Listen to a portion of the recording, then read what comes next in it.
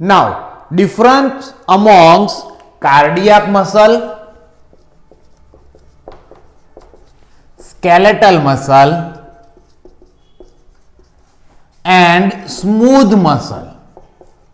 तो हम जानते हैं कि ये तीनों में एक्शन पोटेंशियल जनरेट होता है, एक्शन पोटेंशियल जनरेट होता है।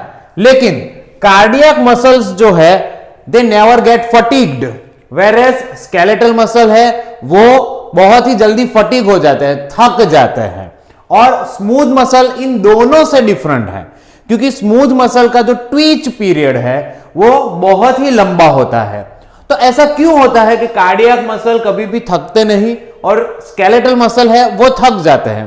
तो इसके लिए हमें पढ़ना होगा action potential. Now in cardiac muscle action potential में 4 फेज होते हैं, and that is initial depolarization, then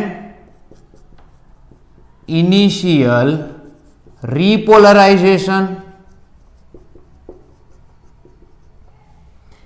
third is plateau और final depolarization,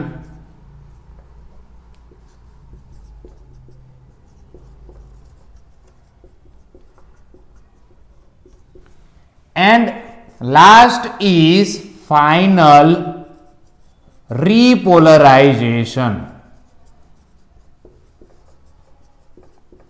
सो इनिशियल डीपोलराइजेशन, उसमें क्या होगा कि ग्राफ हमें ऐसा मिलेगा, and it is because of rapid influx of sodium ion in cardiac myocyte. यानी कि सोडियम आयंस जो है वो एक्स्ट्रा सेल्यूलर फ्लूइड से कार्डियक मायोसाइट में एंटर हो गए। कार्डियक मायोसाइट में पॉजिटिविटी बढ़ जाएगी, इसलिए क्या होगा, कार्डियक मसल जो है वो कॉन्ट्रैक्ट करेगा, जिसको हम कहते हैं इनिशियल डीपोलराइजेशन। उसके बाद क्या होगा कि बहुत सी जो पोटेशियम चैनल्स है वो ओपन होगी, and so slow efflux of potassium ion होगा। यानी कि कार्डियक मायोसाइट में से पोटेशियम आयन जो है वो मायोसाइट में से एक्स्ट्रा सेल्यूलर फ्लूइड में जाएगा।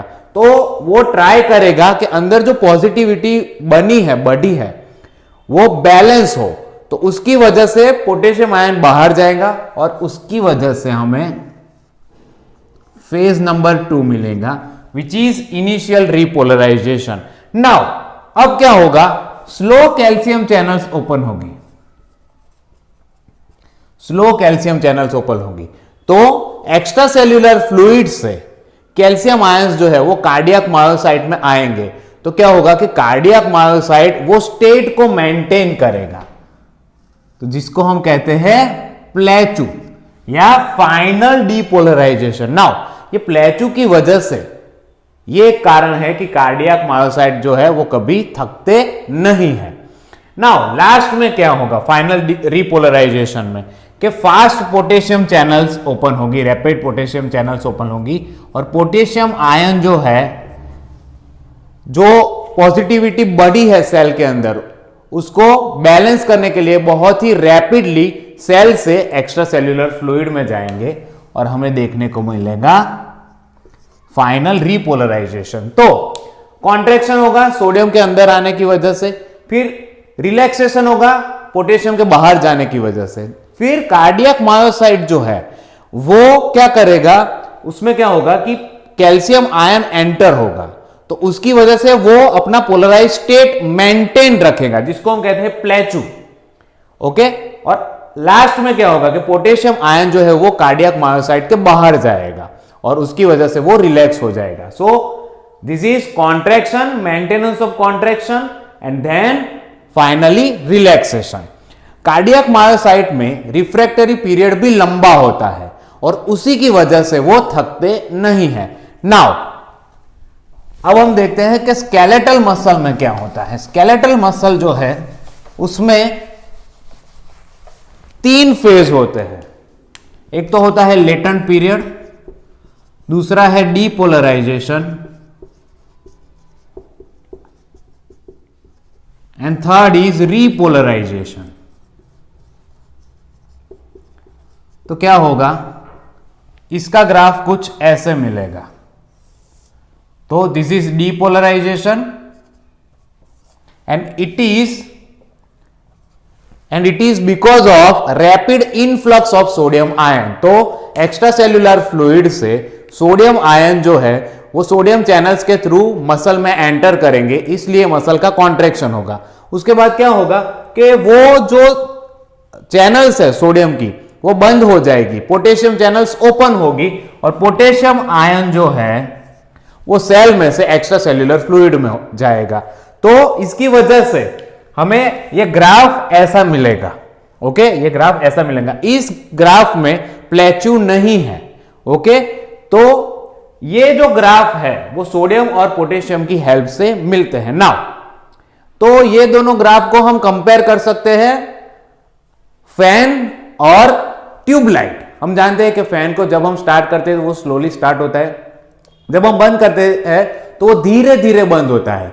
ये धीरे धीरे जो फैन बंद हो रहा है उसको हम प्लेट्यू से कंपेयर कर सकते हैं। Okay, so this is cardiac myocyte, it is working like a fan. ये सिर्फ एग्जांपल है समझने के लिए। नाउ हमारे जो स्केलेटल मसल है वो कैसे काम करेंगे, वो ट्यूबलाइट के जैसे काम करेंगे। यानी कि स्टार्ट करेंगे तो वो लाइट देंगी, ऑफ करेंगे तो बंद हो जाएगी। तो वैसे ही ये स्टार्टिंग हुआ, लाइट दी, ऑफ कर दिया, लाइट चली गई। So cardiac myocytes are like fan whereas skeletal muscles are like tubelight. ये एग्जांपल मैंने दिया है समझने के लिए। Okay, so depolarisation and after तुरंत ही रीपोलराइजेशन। इसके अलावा स्केलेटल मसल्स जो है उसका रिफ्रैक्टरी पीरियड कम होता है, उसी की वजह से वो तुरंत फटीग हो जाते हैं। नाउ स्मूथ मसल में क्या होता है, स्मूथ मसल में भी लेटेंट पीरियड,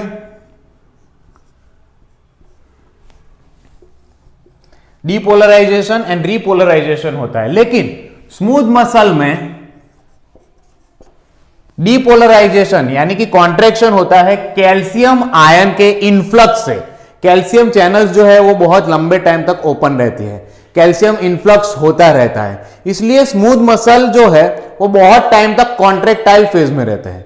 जब ये कैल्शियम आयन उनका ई फ्लक्स होता है तब स्मूथ मसल में रीपोलराइजेशन या रिलैक्सेशन देखने को मिलता है। नाउ स्मूथ मसल जो है वो एक टोनिक कंडीशन में, टोनस में रहते हैं।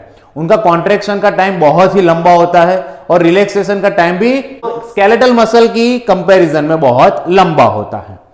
तो this were the difference among these 3 main kind of muscles. Please like, share and subscribe my YouTube channel medic talks. Thank you very much.